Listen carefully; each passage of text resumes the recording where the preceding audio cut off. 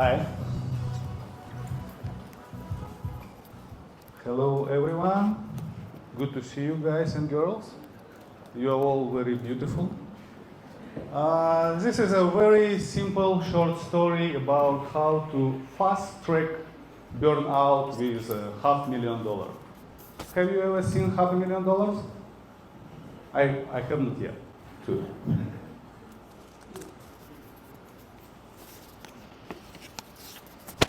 Okay. Here you are all, as I said, beautiful, right? And handsome.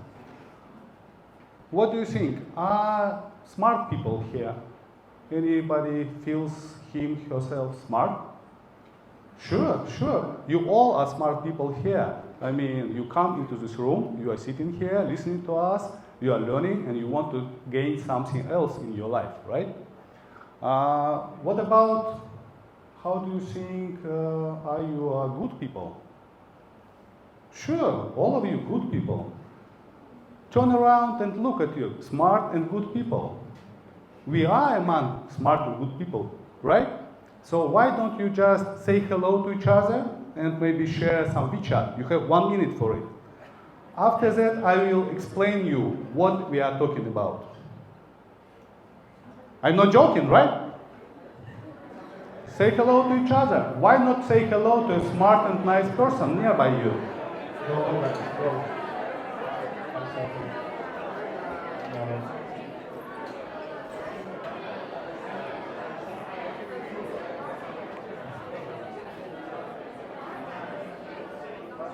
Change your WeChat, right?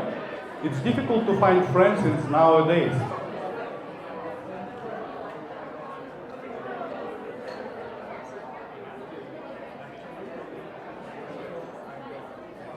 After a while, the person who has most of WeChats from this group will receive a small present from me, right? Okay. So far, so good. Let's go on. I have another request for you guys and girls.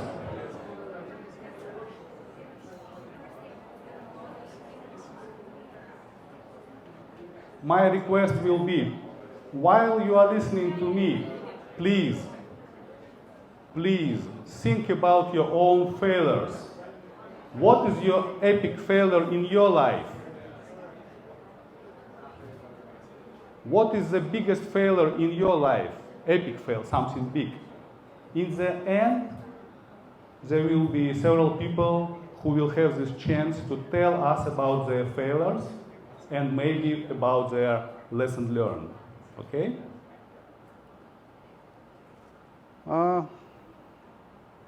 When I was studying in business school in China, it was in 2015, I already lived in China for almost 11 years. Now it's almost 20 years.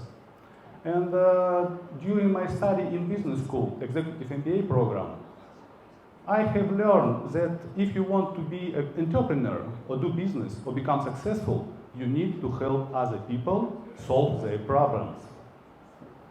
So, I thought, what problem do I have?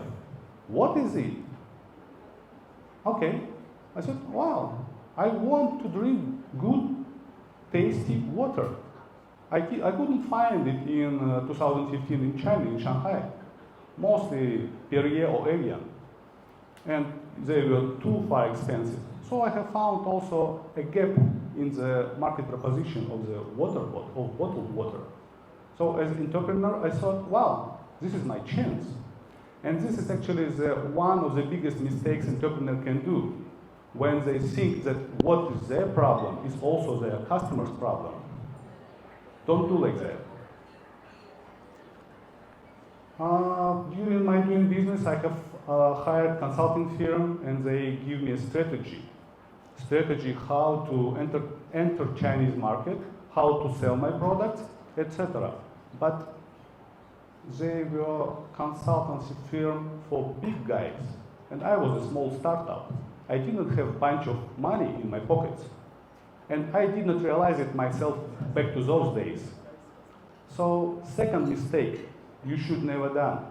If you don't have money in the pocket, find someone with money in the pocket. Because really what you need marketing. If nobody knows you in the market, they won't buy you. People don't care. Many variety of choice in the market, right? So find someone with the money in the pocket and pitch to them so they believe you. Okay? You can find this guy from the orbit. Yeah. I became very active for searching for partners, for those who have money and for those guys who will believe in me.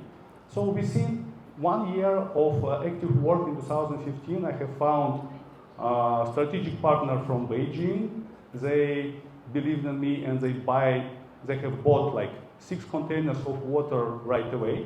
I have found a partner in south of China, Zhuhai city, and they used to have their own retail chain. I have entered, something wrong with, okay.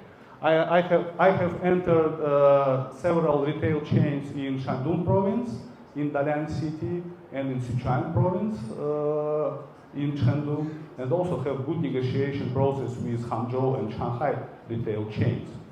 So I felt myself already successful businessman in China. Everything was smooth, nice, and mostly, okay, I feel myself like a millionaire. Telling to Bill Gates, hey Bill, just sit next seat, please. This is mistake number 3. Don't stop.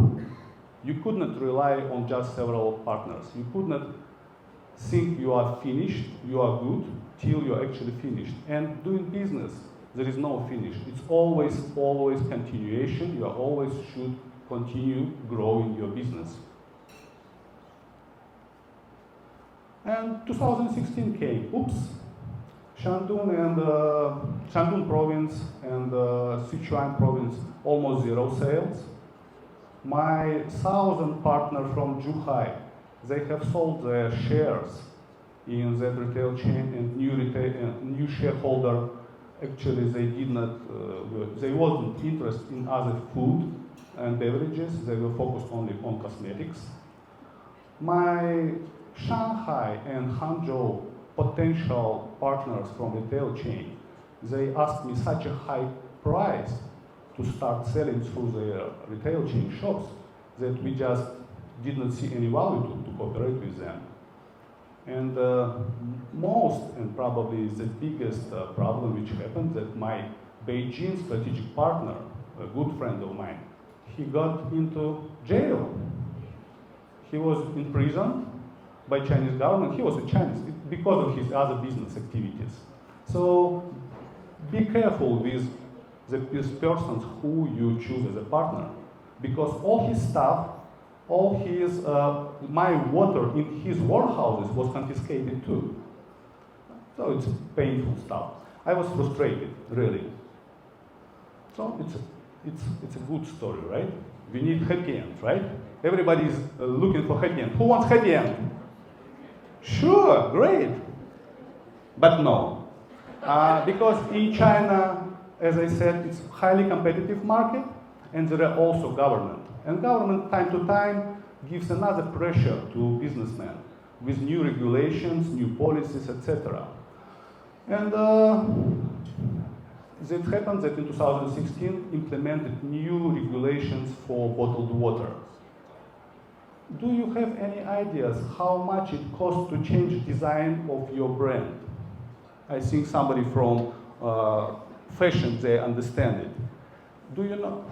I mean, like labels, websites, marketing, promotional materials, and now I know it's a lot of money.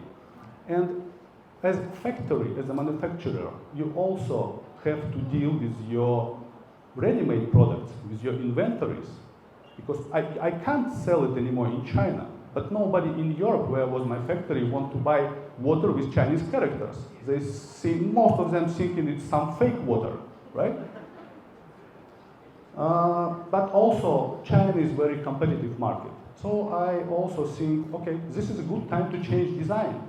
And we have changed design. we bring it to China. Wow, cool. We just restart everything from the scratch, and we restart our brand again in China. But then China government surprised me again, because Shanghai custom officials, they didn't let me enter China anymore, because I changed design, I changed some on the labels, so we have to go through the whole procedures again. And it took me several months. I basically lived in China custom office. While several months I was preparing documents for approvals, and it takes some time. I won. They give me this permit to sell water in China. But no. Next stage, just another year. Did I told you that there was Evian? And this is the bad guy in my story. Evian, usually they sell it in the water in the retail store. How much?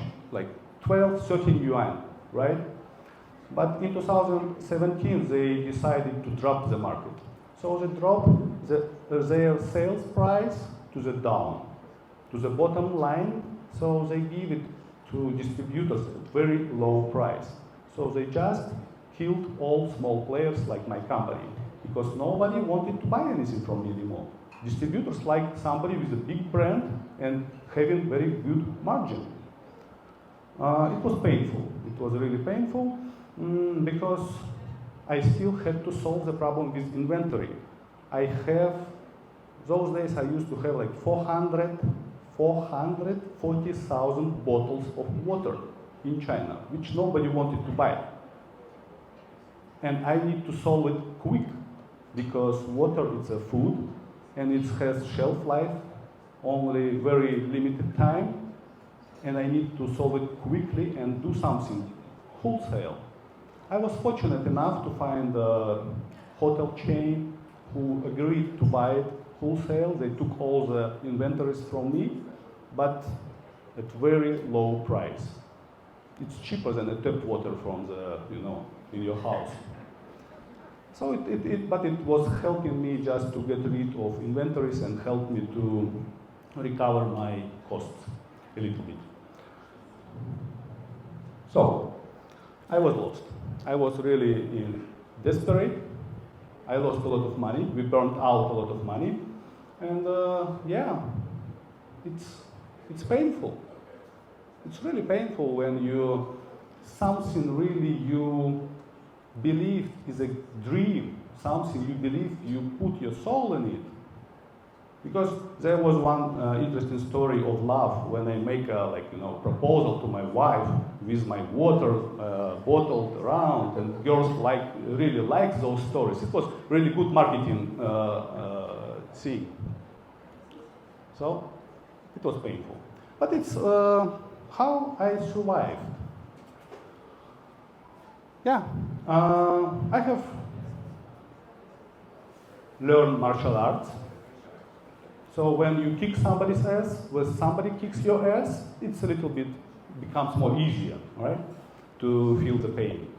Another level, I was drinking Chinese tea, Gung Fu Cha ceremony. It's like philosophy, meditation, etc. Cool down. And I have wrote the book, Dark Side of Chinese Market. And through this book, surprisingly for me, there were people coming and asking me, "Sir, can you advise us how not doing all those stupid mistakes in Chinese market?"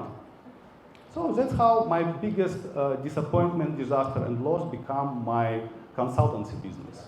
Now I have several bunch of clients who are asking my consultancy, and I also became an investor who invest different companies, because I understand how difficult it to be a startup company owner, business owner, through which kind of headaches, burnouts, pains a company owner goes through. Because when you are just a worker, it's impossible to understand the pains and headaches of the owner. If company falls, the worker will change for another company, but the owner will have to have all the responsibilities and solve the problems. So, Actually, it's a happy end for me, right?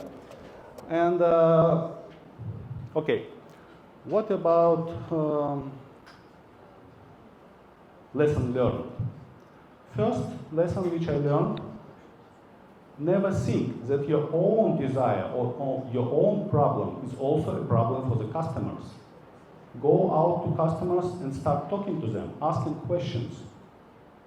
Because, and it's even more tricky in China, because in China people don't answer you. They will say, wow, it's a good, yeah, do it. Oh, it's in Chinese more polite, it's just listen like, 我们考虑一下. So when you come to business owners in China and telling their proposal pitch, they will say, okay, it's nice, interesting, we will think about it. So for foreigner, actually it means, wow, I have a potential customer in China. But for Chinese, it means like, okay, bye-bye. 再见了. Second lesson learned. Be careful with partners. Partners, very important, and it's your kind of destiny forever. So now I have in my history, in Chinese records of Chinese police records, that I used to have a partner who got in prison for 10 years, right? You never know. Maybe I am also involved. So keep an eye on them, right? Also, please remember, if you go through epic fails, you feel hurt, don't think it's forever, and think it's something actually good for you, because you become a valuable person. The value is, as for example, for me as an investor, I will always ask you, what is your biggest failure? Because through this I can understand, are you reliable, are you strong enough? Because not wins make strong people. Only failures, fuck-ups make strong people. If you fucked up, but still stand up and keep going, okay, now we can talk with you. Because if you just broken, I don't know. If I give you money, what will happen? Right? So, how to become successful? Now you know, right? Make right decisions. How to make right decisions? Become experienced. How to become experienced? Do wrong decisions and learn from it. Is there anyone here who wants to share his epic fail? Anyone? Okay, for the epic fail, I think one of my epic fail is 2 years ago I started a shop in Amazon with my friend, but we actually didn't do quite well, and it was closed last year. I call it a failure is because we didn't plan quite well, and it was not a very good time to join and to open the shop in Amazon at that time, and also it costs a lot to get the visitors or the customers, and so I think this can be a failure to me and my life. Thanks for sharing. What is your lesson learned? I think lesson I learned is that first we need to plan well. The plan is very important. Do not just rush into something that everybody is doing. When everybody is doing that, it means the market is not very profitable. It's not a very good time. So the second, as I mentioned about timing is also very important. So I think to do the things in the right time, not at the high peak, but at the growing time. Great sharing. Thanks a lot. Because, and it's required courage to stand up and say something. Give word of applause. Cool. Thank you. Anyone else? Miller? Okay, thank you so much. I have a question. Is that you mentioned how to find good partners when you cooperate with some subjects, because last year I experienced a lot of downtime because about my partners, and we choose some wrong project as well. Also, another question is that how to, tell some people who has money to invest you if you have a project. I think it's really too important for everyone who wanted to start their business and project, especially for young people. Thank you. Thank you for the question, very good questions. Let me start answering from the second question. As I learned from our friend from Orbit Startups, how to invest or how to pitch to people who have money. And his idea is first, because they are investors, right? So they follow those guys who already have success. So if your company has successful exit, or you are a startupper and you had good company, so it's easier to invest into you. If not, then it's a big problem. How to prove that you are good enough, you have good team, that you already making money. So it's easier for investors to understand that, how should I invest in you? It's to see your numbers. If you have profitability, if you have already MVP which is working and you need scale, every investor will be happy to give you money. And then you will choose whether to whom choose, to work with whom. And when talking about your first question, how to find partner, it's a big trick because you never know. Good to know some psychology and listen to them, and of course, it's even more trickier to find partner than to find a wife or husband. Because we want to live with our companies for 100 years, right? So probably it's good to consult with consultants. They will advise the historical data of this company who are potential investor, partner in your company, and then you can see whether they are fair to those to whom they are cooperating, or unfair. Because you don't want to be, go bye-bye as a founder just after a couple of years, or 3-4 years. It's also painful experience. Did I answer your question?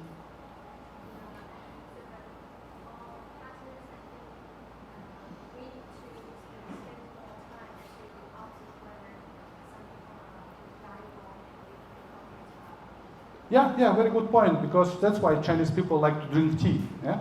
喝杯茶，聊聊天，多了解一下。Good point. Okay, and we have time for last question. Anyone else? Okay, I'm running.